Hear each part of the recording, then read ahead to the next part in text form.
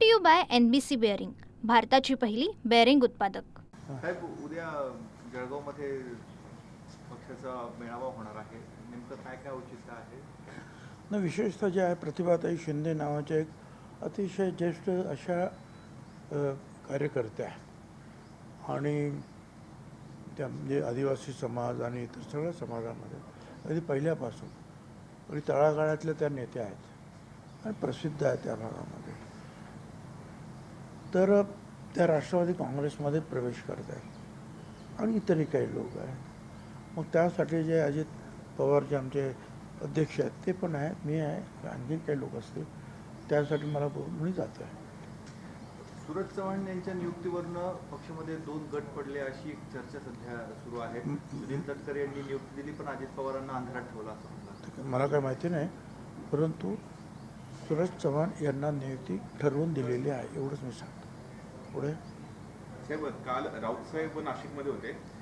उद्धव ठाकरे आणि मनसे एकत्र येऊन मुंबई, नाशिक, ठाणे हे निवडणूक लढणार आहेत अशा पद्धतीचं एक त्यांनी वक्तव्य केलेलं आहे. किती फटका महायुतीला असू शकतो हे जर एकत्र आले तर? असं आहे, ते जर तरवर आपण काही उत्तर देऊ शकत नाही. जर आले तर काय होईल ते अगोदर येऊ द्या हां, आणि मग त्यावेळेला आपण बोलू ना त्यांच्यावर किती येतील ते त्यांचे. मनोज जरांगे पुन्हा एकदा आंदोलनाला निघालेले आहेत. हिंगोलीत त्यांचा मुक्काम आहे, पुढे ते निघणार आहेत.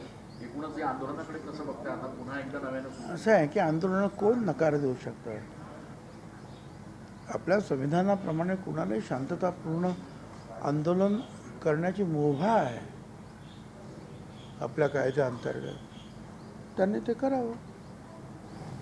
साहेब, गिरीश महाजन काल नाशिकमध्ये होते. त्यांनी म्हटलंय की युती झाली तरी 100+ आम्ही निवडून येणार आणि युती नाही झाली तरी आम्ही 100+ निवडून येणार. ना आता त्यांनी सांगितलं ना युती होणार म्हणून. त्यांचे 100 जर आले तर आमचे 25 असतीलच ना त्याच्यामध्ये, नाही का? राष्ट्रवादीचे शिंदे साहेबांचे पण काय असेल. आता जर युती झाली तर मग कदाचित आणखीन सुद्धा येतील. प्रत्येक जण जे आहे, आपण जास्तीत जास्त लोक आपले निवडून यावेत म्हणून प्रत्येक पक्ष प्रयत्न करणार.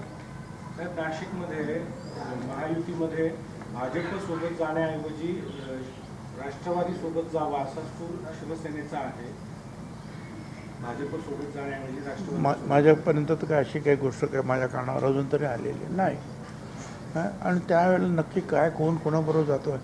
परंतु तूर्त तरी जे आहे मुख्यमंत्र्यांनी सांगितलं की आम्ही महायुतीत लढण्याचा प्रयत्न करतो. त्यातून जर काही नाही जमलं तर मग पुढचे जे काही इक्वेशन्स काय असतील ते पाहू आपण. गणेश नाईक असं म्हटलेत की एकनाथ शिंदेंना उपमुख्यमंत्रीपदाची लॉटरी लागली आहे, परंतु त्यांना ते टिकवता येत नाही आहे. संजय राऊत म्हणतात लॉटरीने ते मटका त्यांना कदाचित म्हणायचं असेल. तर हे अशा पद्धतीचे वक्तव्य चालू आहेत राजकारणामध्ये. मी काय ऐकलं नाही आहे, ते कुठल्या संदर्भात का बोलले याची मला काही कल्पना नाही आहे. परंतु गणेश नाईकसुद्धा जे आहेत ठाण्याचे आहेत आणि ते 100% सिनियर नेते आहेत, पहिल्यापासून शिवसेनेचे सुद्धा आणि आता भाजपचे सुद्धा. काय झालं मला माहिती नाही कशावरून. अंजली दमानी यांनी मुख्यमंत्र्यांना पत्र दिले. धनंजय मुंडे जो बंगला त्यांनी थांबून ठेवलाय, सोडत नाहीये, त्यांना दंड आकारावा असं त्यांनी पत्रात म्हटलंय. आता असं आहे ना, ते आमचे सहकारी आहेत धनंजय मुंडे. आता मी त्याबद्दल काही बोलणं जे आहे, कारण त्या प्रकरणात परत माझं नाव आहे. म्हणजे तो बंगला, सरकारी बंगला मला मिळाल्यामुळं आता त्यांचं काय ते सांगतात, ते काय त्यांच्या अडचणी आहेत त्याप्रमाणे. मला असं वाटतं मी त्याच्यावर जास्त बोलू नये. आता पण बोललोही नाही, बोलणं काही उचित होणार नाही. काल साहेब जालन्यामध्ये मुख्यमंत्री पाहतील काय आहे ते. काल जालन्यामध्ये काही ग्रामस्थ आंदोलन करत होते स्वातंत्र्य दिनाच्या पार्श्वभूमीवर. त्यावेळेस त्यांना पोलिसांनी रोखलं आणि एका वरिष्ठ पोलीस अधिकाऱ्याने पाठीमागून जाऊन सिनेस्टाईल लाट त्या आंदोलनकर्त्या व्यक्तीला घातली. तो व्हिडिओ पण सोशल मीडिया मी काही पाहिलं नाही आहे. परंतु स्वातंत्र्य जे मिळालं तेच लिहिण्याचं, बोलण्याचं, सत्याचा आग्रह धरून सत्याग्रह करण्याचं, आंदोलन करण्याचं, याचा सुद्धा त्या स्वातंत्र्यामध्ये मुख्य समावेश आहे. त्यामुळे त्या दिवशीसुद्धा जर कोणी जर समजा काही आंदोलन केलं असेल, परंतु सरकारी कार्यक्रमामध्ये अडथळा न आणता किंवा कुठे झेंडावंदन चाललेलं आहे तिथे कुठली बेदिली माजणार नाही याची काळजी घेऊन स्वतंत्र काही आंदोलन सुरू असेल त्यांचं कोणाचं तर मला असं वाटतं काही कुणी ऑब्जेक्शन घेण्याचं काही कारण नाही. आताच तुम्ही सांगितलं की जरांगेचं आंदोलन सुरू आहे तर काय कशासाठी त्याच्यासाठी हे करताय. तर आता थोडंसं जे आहे आंदोलन जर कोणी करत असेल तर दोन्ही बाजूने थोडंसं जे संयम ठेवायला पाहिजे. कुंभमेळ्यासाठी महापालिकेला तर राज्य सरकारकडून पहिल्या टप्प्यातला निधी मंजूर झाला आहे 3277 कोटी मिळणार किती? आहे. 3277 तर त्यातले 25% 899 कोटी महापालिकेला उभे करायचे आहेत आणि सध्या त्यांच्याकडे रस्ते दुरुस्त करण्यासाठी सुद्धा पैसे नाही. मला काही माहिती नाही किती पैसे मिळणार आहेत आणि किती पैसे ते उभे करणं मला काही कल्पना नाही आहे. पण मी 1-2-3 दिवसामध्ये ती सगळी माहिती घेणार आहे. साहेब 21 ऑगस्टला मुख्यमंत्री असतील उपमुख्यमंत्री असतील हे दिल्लीला जाणार आहेत. उपराष्ट्रपती पदाच्या निवडणुकीच्या अनुषंगाने काही हालचाली आहेत.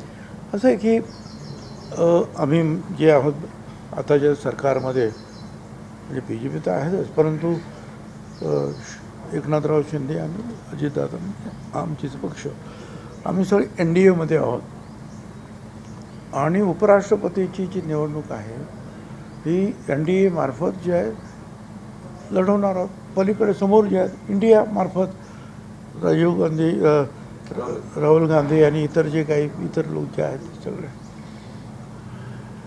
तर स्वाभाविक आहे की त्यावेळेला ही एकत्र जाणं एकी दाखवणं आणि एकत्रितपणे सगळ्यांनी मतदान करावं म्हणून NDAमध्ये जे कोणी असतील ते महाराष्ट्रातील असतील ते चंद्राबाबू असेल नितीश कुमार असेल आणखीन कोणी असतील त्या सगळ्यांनी एकत्रित बोलवून जे आहे विश्वासात घेऊन उमेदवारी ते भरायचे आहे त्यामुळे ते जात असते. नाशिकचा वाहतुकीचा प्रश्न आहे किंवा गुन्हेगारी आहे आणि ट्रॅप आहे या संदर्भामध्ये ठाकरे आणि मनसे दोघे उबाटा गट हे 12 सप्टेंबरला मोर्चाचं आयोजन करत आहेत. तर एकूणच परिस्थिती दिवसाबाहेर हाताबाहेर जाते असं वाटत नाही का परिषद? कशासाठी ते करता येते हे सगळे प्रश्न म्हणजे हा गुन्हेगारी वाढती गुन्हेगारी आहे शहरामध्ये वाहतुकीचा प्रश्न आहे अनेक समस्या आहेत रस्त्यांवर खड्डे आहेत अशा विविध प्रश्नांचा आता हे बरोबर आहे. आता विरोधी पक्ष आहे त्याचं काम आहे आणि निवडणूक आल्यानंतर तर निश्चितपणे जे आहे त्यांना हे करायलाच पाहिजे. पण त्याच वेळेला जे आहे ह्या अशा काही गोष्टी आहेत त्याच्या बाबतीमध्ये ज्या काही संस्था असतील मग ते पोलिसिंग असेल किंवा म्युन्सिपल कॉर्पोरेशनच्या असतील त्यांनी काळजी घ्यायला पाहिजे ना. कारण ह्या खड्ड्याबद्दल खूप तक्रार येतात किंवा ह्या लॉ अँड ऑर्डर बाबतीमध्ये कुठेतरी काय कोण कोयता कोण काय बंदूक कोण काय काय कोण काय अनेक गोष्टी आहेत. तर थोडंसं जे आहे त्याच्यावर लक्ष देणं गरजेचं आहे आणि नाहीतर मग जे आहे त्याचा फायदा जो आहे पुढच्या निवडणुकीतसुद्धा विरोधी पक्षांना मिळू शकतो. मग त्याच्यासाठी जे आहे जे कोणी कारभारी असतील त्यांनी त्याच्यात जास्त लक्ष द्यायला पाहिजे. सांगलीमध्ये एका कार्यक्रमात अजित पवार जयंत पाटील रोहित पवार सगळे एकाच मंचावर राहणार आहेत. अजित पवार आणि म्हणजे जयंत पाटीलमध्ये तरी राजीनामा दिला त्यामुळे थोडे अस्वस्थ असल्याचं देखील बोललं जातं. मला काही कल्पना नाही परंतु पहिल्यापासूनच जयंत पाटलांच्याबद्दल बऱ्याचशा ज्या उलटसुलट ज्या आहेत गोष्टी कानावर येत होत्या आणि आता जर तू सांगलीचा कार्यक्रम कुठल्या पद्धतीचा आहे कसला आहे तर मला काही कल्पना नाही. विशेषतः सार्वजनिक स्वरूपाचा किंवा सहकार स्वरूपमधील एखादा काही कार्यक्रम असेल तरी सगळी मंडळी एकत्र नेहमीच येतात.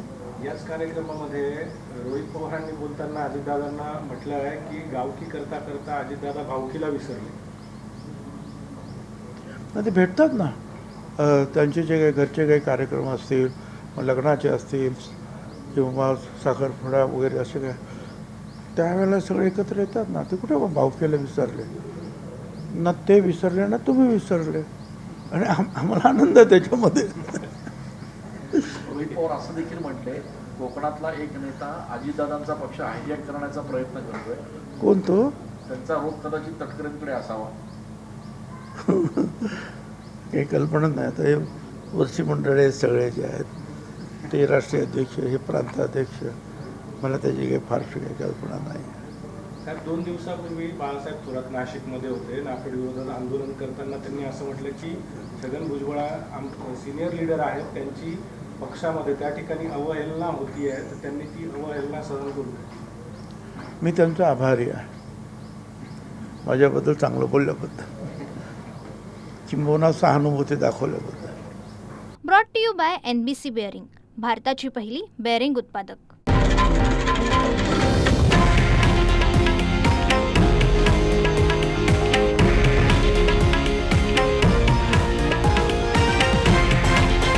हे आहे देशातील नंबर 1 न्यूज नेटवर्क आणि आपण पाहत आहात TV9 मराठी, एकमेव.